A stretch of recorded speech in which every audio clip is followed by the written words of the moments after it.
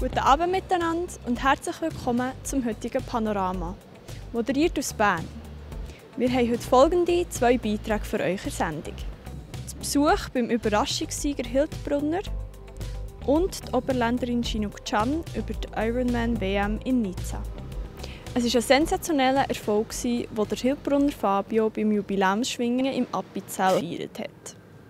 Auch wenige Tage nachher ist die Euphorie und auch eine gewisse Ungläubigkeit noch da.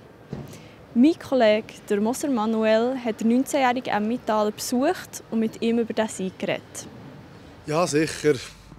Riesen Emotionen. Ich habe es gar noch jetzt nicht richtig realisiert, was ich erreichen konnte.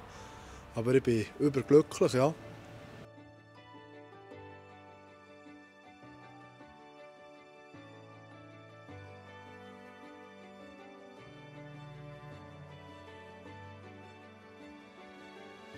Was war der Hauptgrund, dass das überhaupt geklappt hat, dass so ein Erfolg möglich ist? Sicher das Team. Das Berner Team. Wir hatten eine super Stimmung den ganzen Tag in der Garderobe. Wir konnten einander pushen. Wenn man Gegner hatte, konnte man die anderen fragen, auf was muss ich schauen oder wie kann ich den bezwingen. Und es hat jedem alles gönnen. Und ich sage sicher, das war der Schlüssel zum Erfolg. Ja.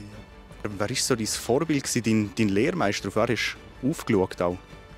Das ist der Eschbacher Matto. Ja, er ist als Person so eine Gemütlichkeit, als Schwinger ein riesen Vorbild. Er hat jede Niederlage akzeptiert, weitergemacht, er jammert nie. Ja, er ist ein riesen Vorbild für mich. Ja. Kannst du dich noch daran erinnern, was das Erste war, was er zu dir gesagt hat nach dem Festsieg? Ja, nein, das weiss ich ehrlich gesagt nicht mehr. Da ist so viel auf mich zugekommen, da kann ich nicht das merken. Genau. Dann nehme ich an, du hast etliche Nachrichten, Gratulationen, was auch immer rübergekommen. Kannst du vielleicht eine oder 2 rausstreichen, die besonders emotional für dich waren? Sicher, am Fest selber ist der Sempach-Matto noch zu mir gekommen, hat mir gratuliert, das hat mich extrem gefreut. Und dann, ich weiss nicht wann, ob es am Montag oder am Dienstag, hat mir der Wengerkiller noch geschrieben. Und das hat mich auch so riesig gefreut, ja. Du hast im 6. Gang den König auf den Rücken gelegt. Du könntest selber König einmal werden. Was sagst du dazu? Ja, das ist sicher. Was soll ich da dazu sagen? Nein, es braucht sicher einen Haufen Glück. Ich meine, der Joel ist verdient Schwingerkönig geworden.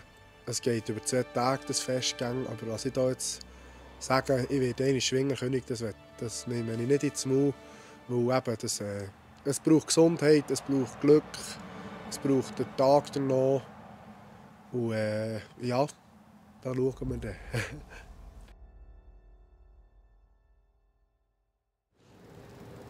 Nach einer schwierigen Zeit hat Chinook Chan zu ihrer Leidenschaft gefunden. Und dadurch auch zu neuer Lebensfreude. Sie hat bei ihrem ersten Triathlonrennen beim Ironman in Thun sich für die Weltmeisterschaft in Nizza qualifiziert. Meine Kollegin Denise Schacko hat sie getroffen und mit ihr über die Qualifizierung geredet. Dort habe ich mir, um ehrlich zu sein, noch nicht so viele Gedanken darüber gemacht. Also ich weiss, dass sie am 7.49 werden starten. Jetzt noch ein paar Tage trainieren oder länger trainieren und dann ab Mittwoch geht es dann ins Tapering rein, also in die Trainingsreduktion rein. Wenn du sagst, nimm so lange Training, was sind für dich lange Training? Ja, also im Moment mache ich etwa zwischen 3 und 8 Stunden am Tag und dann ist es plötzlich, also ist nur noch 1 bis 2 Stunden am Tag. Was ist sonst jetzt noch wichtig in den letzten 2 Wochen vor dem grossen Rennen?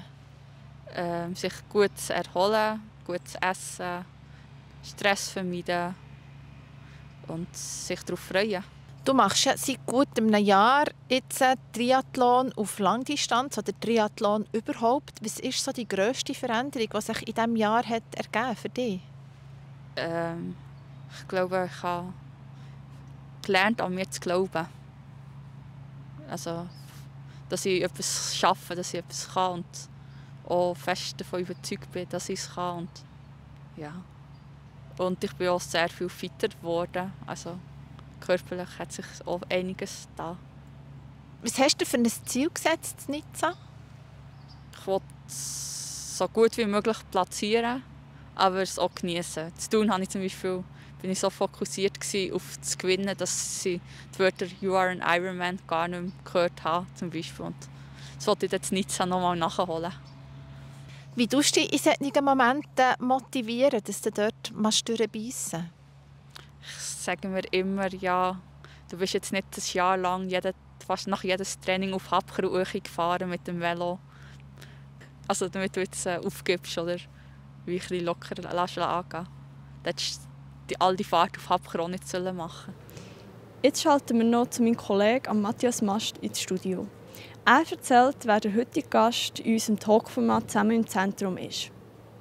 Der Philipp Erziger ist mein Gast. Er ist Geschäftsführer von Kompass Europa. Kompass Europa bekämpft das Abkommen, das wir den Namen noch gar nicht wissen, aber wir werden darüber abstimmen. Es geht darum, um das Verhältnis zur EU. Sollen andere Gerichtsbarkeiten über uns Schweizerinnen und Schweizer entscheiden? Das war es auch schon wieder mit dem heutigen Panorama.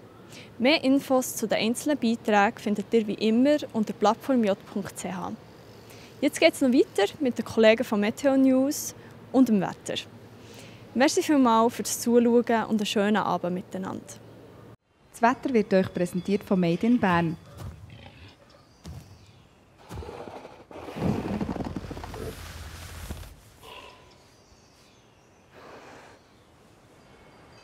Bärenstarke Ferien. Made in Bern. Ganz herzlich willkommen zum Wetter auf der Plattform J am Freitagabend. Ich hoffe, Sie haben die Arbeitswoche gut hinter sich gebracht. Die Arbeitswoche war begleitet von der Abkühlung und auch der ersten Schneefälle bis in mittlere Lagen.